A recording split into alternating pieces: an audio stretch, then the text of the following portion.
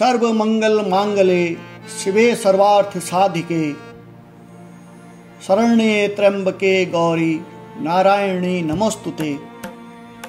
जय माता दी मित्रों, आज टनकपुर से पूर्णागिरि तक चलेंगे।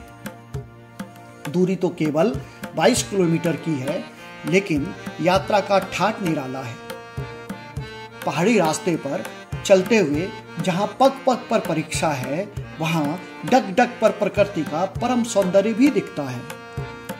ऊपर पहुंचकर हम उस मंदिर के दर्शन करेंगे जो भौतिक रूप से तो एक भवन है, लेकिन आध्यात्मिक रूप से स्वयं मां पूर्णागिरि वहां विराजमान है, जहां आज भी मां सती की नाभि गिरने के निशान हैं, जहां आज भी हर साल लाखों भक्त मां के दर्शन करने आते हैं, जहां मां हर आने वाले भक्त की मनोकामना पूरी करती है।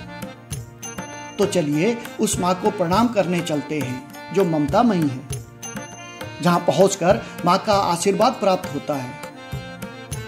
कल कल करती काली नदी ऐसे बह रही है मानो वह मां के चरण स्पर्श कर अमृत हो रही हो।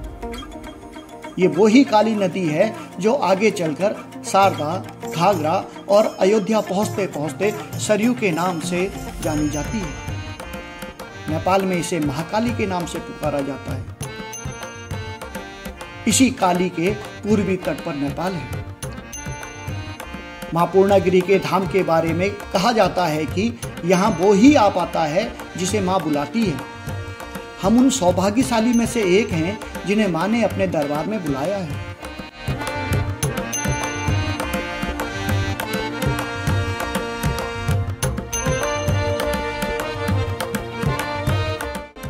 टनकपुर से आगे बढ़ते ही कुदरत का तरासा हुआ रूप दिखाई देने लगा। शानदार घने जंगल, उनकी हरियाली, उसके ही एक तरफ शारदा नदी की घाटी, जैसे प्रकृति ने पूरे रास्ते पर नए सौंदर्य शास्त्र की रचना की है। जैसे टनकपुर और पूर्णागिरि धाम के बीच स्वयं मां अम्बे विचरण करती हो।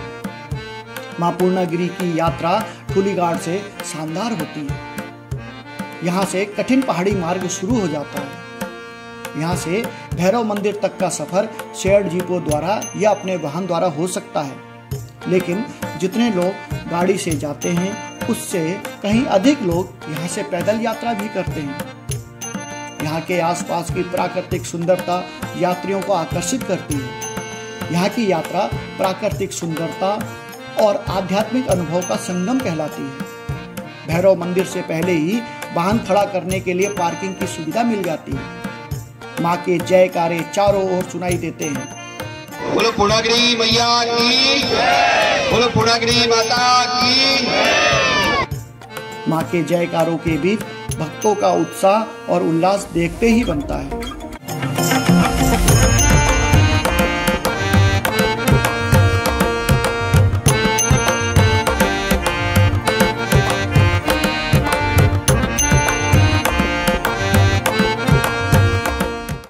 मां पूर्णागिरि की यात्रा वास्तव में एक साधारण तौर पर यात्रा नहीं है।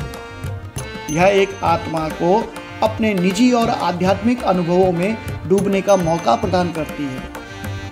यहाँ का वातावरण, प्राकृतिक सौंदर्य और आस्था का माहौल यात्रियों को एक अनूठा अनुभव प्रदान करते हैं, जो उन्हें हमेशा याद रहता है।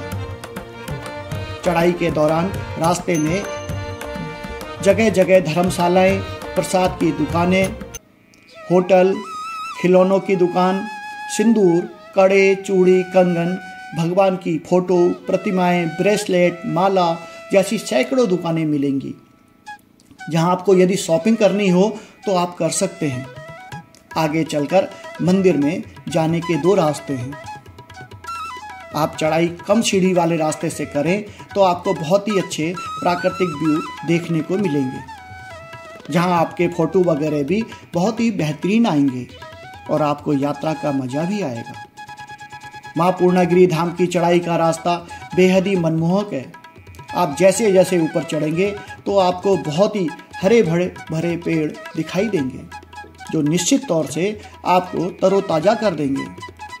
यहाँ की यात्रा आपको एक अनोखी साहसिक अनुभव के साथ प्राकृतिक सौंदर्य का आनंद लेने का मौका देती है।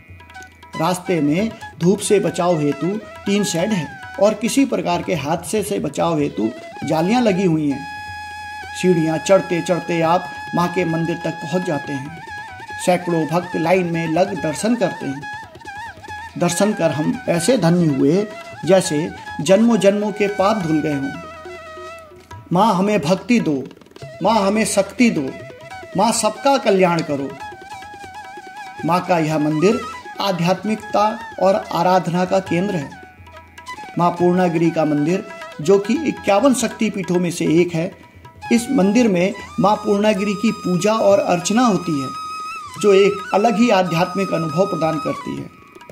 शिव पुराण में रुद्र संहिता के अनुसार जब भगवान विष्णु ने माता सती के देह को अलग अलग भागों में बांटा था, उसी समय इस स्थान पर आकर उनकी नाभि गिरी थी और यह स्थान भविष्य में मां पूर्णागिरि धाम कहलाया। इसलिए यह स्थान 51 शक्तिपीठों में से एक है। मंदिर के चारों ओर पर्वतीय दृश्य वास्तव में आत्मा को शांति और संतोष का अनुभव कराते हैं। वहीं दूसरी ओर काली नदी का विस्तार अद्भुत छटा बिखेरती है। मां का आशीर्वाद प्राप्त कर हम वापस चल दिए। यात्रा अभी पूरी नहीं हुई थी। यात्रा के अभी कुछ और पड़ाव शेष थे। हमने वापस आते हुए परंपरा के अनुसार काली माता मंदिर में माथा टेक मां से जीव मात्र की रक्षा का वरदान मांगा।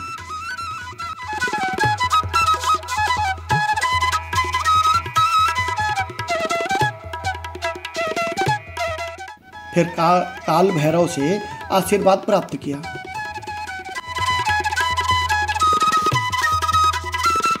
हमने उस झूठे के मंदिर को भी देखा जो मां के प्रति श्रद्धा भाव को बढ़ाता है। हमने अपनी पिछली वीडियो में सभी मंदिरों के विषय में विस्तार से दिखाया है। हमने सभी मंदिरों के इतिहास और महात्म्य की चर्चा इन वीडियो में की है। उन वीडियो का लिंक डिस्क्रिप्शन में दिए गए हैं। अंत में हम मां से यह आशीर्वाद लेकर कि हे मां, हमें बार बार दर्शन का अवसर दे, वापस आए। वीडियो को अंत तक देखने के लिए बहुत बहुत धन्यवाद।